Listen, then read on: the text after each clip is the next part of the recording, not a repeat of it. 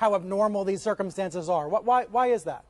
Well, I mean, I think that it sort of depends. Like, this stuff over this weekend was not particularly normal. So it's hard for me to argue the media shouldn't be saying that, the president is acting in non-normal fashion with regard to the Russia investigation. That said, I think that because the media have been saying not normal so often for so long, for over a year, for 2 years at this point, at a certain point it becomes the boy who cried wolf. Even when something is not normal, as it has been this weekend, I think there are a lot of folks who go, well, that's just the media spouting off. How are we supposed to trust them after 2 years of them saying that everything the man does isn't normal?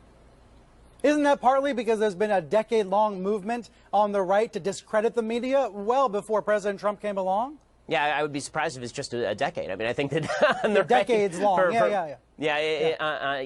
the right for as long as I've been alive, there's been a lot of questions about media objectivity, and I don't think that those questions are ill-founded. I think this is why, as I've been saying, it's really incumbent on the media to do as much reporting of the facts as possible and leave a lot of the hyperbole out of it. I know that's really difficult in a time when, the hyperbole seems to not only get ratings but also to jog people's kind of amygdalas. But the fact is that the more the media underplays, I think the better they will do in terms of people trusting them. Because at this time, what's happening right now is everything's breaking down to tribal affinity. President Trump says fake news. A lot of his people say, okay, well, if the president says it, the media are fake on a lot of topics, or at least they are biased on a lot of topics, so why wouldn't they be biased here as well? The media sort of need to bend over backwards to prove that they aren't biased, especially in cases like the Russia investigation. Again, I think that what the president's done this weekend is not normal. I think that if the president were to fire Robert Mueller, it would precipitate some really devastating politics in the country, for sure, and it should. But I think that it's important that the media hold their fire up till the point where something really terrible has happened. I'm sorry, but the firing of Andy McCabe, for example, on Friday,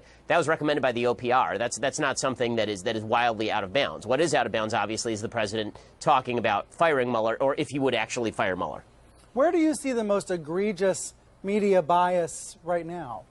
Well, over the last 3 weeks, obviously, the coverage of the gun debate has been absolutely egregious. I mean, I don't want to single out your network, but CNN's been pretty bad on this from a conservative perspective. The idea that when there's a mass shooting, that the media feel the necessity to put on TV not only survivors, but specific survivors, that there's a certain subset of survivors who make it on TV a lot, and there are certain other survivors who don't, and that they decide to single out certain events and not other events in order to make a particular case, or they allow certain people to go on TV and suggest that folks like Dana Lash or people at the NRA are evil, don't care, they're terrorists, and there's no pushback from the anchors. This sort of thing makes a lot of people on the right feel that the media are really using this as an opportunity to push gun control rather than objectively covering the legislative efforts that are going on in Washington, D.C.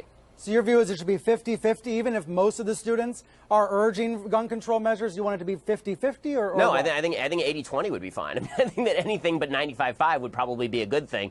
And I think that it's also pretty obvious that, listen, everybody, this is my opinion about journalism, everybody in journalism has their own political views. We all vote, obviously, or at least most of us do. And it's not a pleasant thing when people in the media pretend their political views are not influencing their coverage when it's so obvious that those political views clearly are influencing their coverage. But is it political just to want fewer gun deaths? That's not political. Well, obviously, it's not political to want fewer gun deaths. Nobody wants more gun deaths. I think that what is political is allowing certain people to go on TV and without any sort of follow-up question say things like their political enemies don't care about human lives. Like, I remember CNN got very upset when Dana Lash said at CPAC that people in the media didn't care enough. CNN doesn't get upset. Certain anchors or reporters may challenge something. It's not a network-wide thing.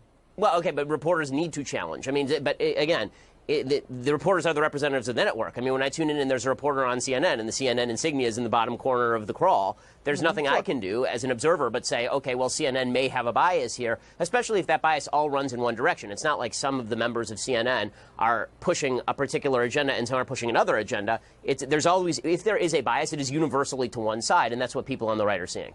So you think the agenda that's being pushed is gun control by interviewing students who are scared to go back to school? Is that how you perceive it? No, I mean, I think that the agenda being pushed is gun control if there, again, is no pushback on questions that would be asked to any other guest. I think that tragedy is obviously a terrible thing, but it doesn't necessarily confer expertise, and that's one of the big problems here. You're very popular, Ben. Do you want to grab that? Yeah, exactly. Goodness gracious. It happens to all of us. I wanted to ask you, though, your website, The Daily Wire, a lot of other conservative media sites that have criticism of the press. I sometimes worry you all are trying to tear things down as opposed to make them better. It's one thing to critique and want journalism to be better, but sometimes I feel like you're just trying to get rid of journalism altogether. I mean, questioning the motive, I don't think, is a useful thing. If you can point out to me where the critique is wrong, I think that's one thing. If the suggestion is that the critique is invalid because the motive is invalid, that's another. So, again, I think that if you don't like the motive, then ignore the motive and take the critique insofar as it's effective, right? We all have motives, but the fact is, listen, I don't want CNN to disappear. I don't want the New York Times to disappear. I don't want the Washington Post to disappear. I want them to do what they say they are supposed to be doing. I want them to perform objective journalism if that's what they say they're going to do, and opinion journalism if they want to say that they're opinion journalists. That's fine. My problem is when this is why my critique of, for example, the New York Times op-ed page is far less than my critique of the New York Times objective journalism. There's a difference between op-ed and journalism. It's why my critique of MSNBC sometimes is a lot less strident, I think, than my critique of CNN, because CNN purports to be objective. MSNBC really does not purport to be objective in the same way. Part of me thinks that you and your colleagues at the Daily Wire should try to get jobs then at the New York Times. If you don't like the coverage, try to be a part of the solution as opposed to complaining about it. I mean, I don't know. Would you hire me? I really doubt that. And not only that, I wanted you as a guest for many months. I'll be frank with you. I mean, I make a lot of money. I wanted you as a guest for many months. I was wondering, you know, the Daily Wire has been growing. Your profile has been blowing up. There was talk about you maybe taking over Glenn Beck's The Blaze. Can you tell us if that's true and where you see your media company going in the future? I mean, all I can say about that is we're always looking for opportunities to grow, and we are very much fans of what Glenn does. Any opportunity we have to work with Glenn, like a lot of other folks, we're happy to take. All right, interesting tease. All right, Ben, great.